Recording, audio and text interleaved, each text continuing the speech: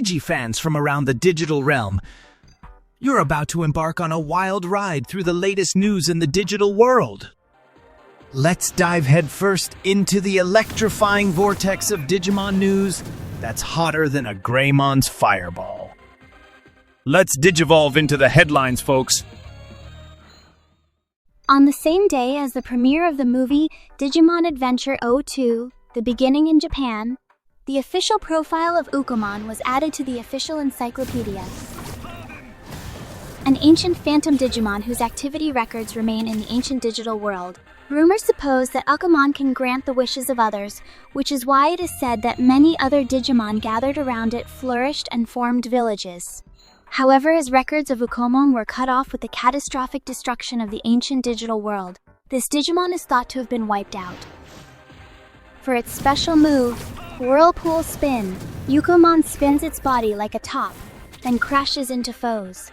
Liar Dream is a technique in which it hijacks an enemy's consciousness after locking eyes with them.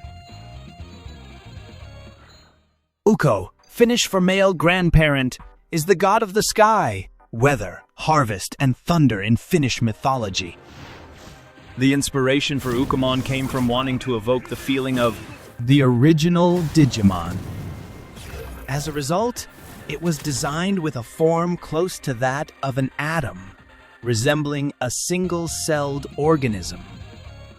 After discussing it with the Digimon designer Watanabe, we thought that Ukkomon looked cute and had an unexpected aspect when it preyed on others, which was appealing. Kenji Watanabe explains, "When I first read the outline and script for Ukkomon, I worked on the design according to my own ideas and showed it to the producers. However, after hearing the director's idea, I redesigned it. The director's image was something like a naked sea butterfly or a jellyfish. That's what he requested. At that time, I had already drawn a jellyfish character in Digimon Ghost Game, and there was already Marine Angemon with the appearance of a naked sea butterfly. However, since Ukkomon is the first Digimon to come into contact with children in the real world, I wanted to make it look as much like a simple, primitive life form as possible. Big Ukkomon is like a magnified version of Ukkomon. In the initial stages, it had a more slender and smoother appearance, like the king of naked sea butterflies. However, the director requested that the entire outer skin split open and that its tentacles extend like a drill when it preys on others. To make the impression of the split more intense, we just enlarged the head of Ukkomon.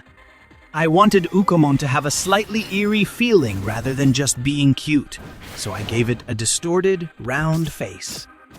The part that covers the eyes is also distinctive. The eyes resemble those of the early Digimon, with the same shape and color as Agumon's eyes.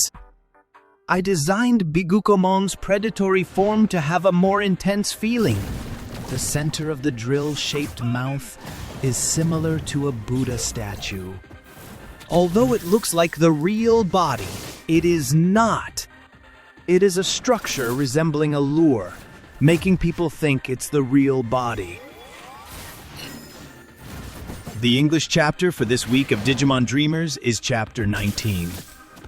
Yep, folks, we're getting pretty close to the last chapter released in Japanese, Chapter 21, so that the continuation of this comic will be released afterward. So, let's dive into a quick recap of this chapter. And don't forget, you can check out the whole story overview on my blog, in both English and Spanish, as always. Wizardmon was aware that Pulsamon's body couldn't withstand the sudden surge of magical reinforcement. While discussing Devimon's escape to the castle, Pulsamon replenished his strength with a meaty meal.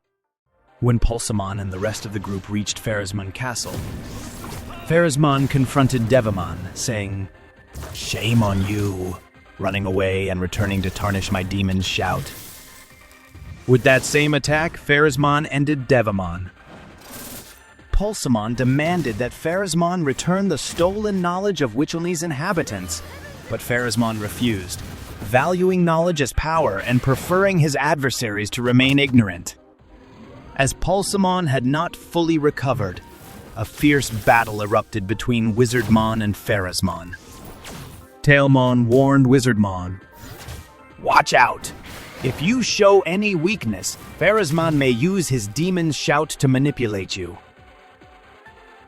Wizardmon vowed, "I won't allow that attack to hit me again."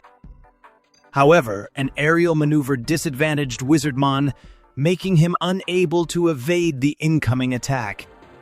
Pharasmon attempted to use Demon Shout to redirect Wizardmon's attacks back at himself, but Wizardmon had a secret plan.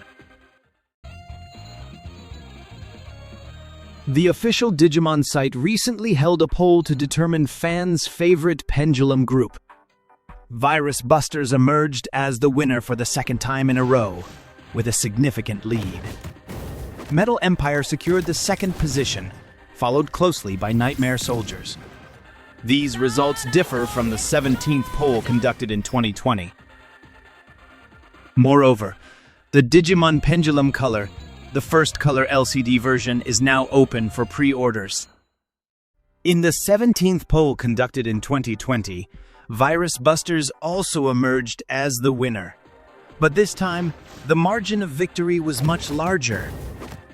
Metal Empire showed an improvement by moving up one place from the previous poll, thanks to the popularity of mechanical Digimon like Mugendramon.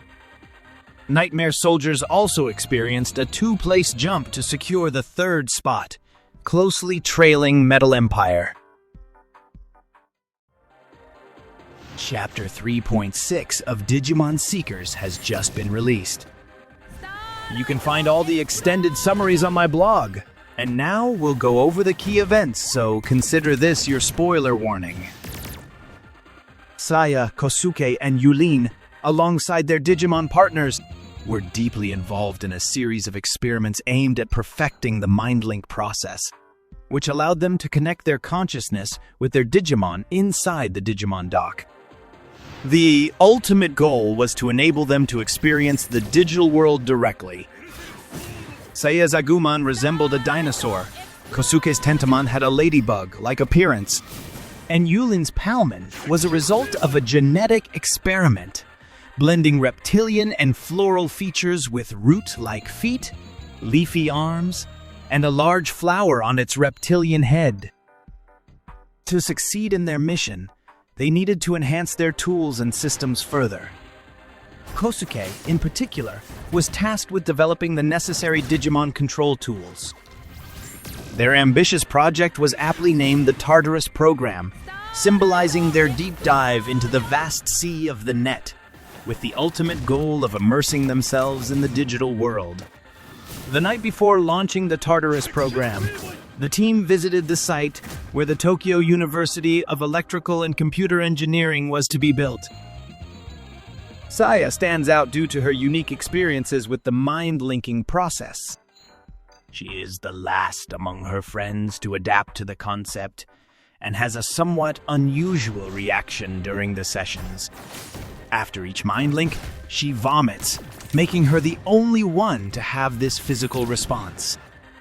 Despite her initial struggle with the process, she shares the strongest bond with her partner Digimon. She also mentions hearing her Digimon's voice during these sessions, emphasizing the remarkable connection they share. But doesn't tell others except Yulin about hearing her Digimon's voice during MindLink sessions because it might lead to her being excluded from the project.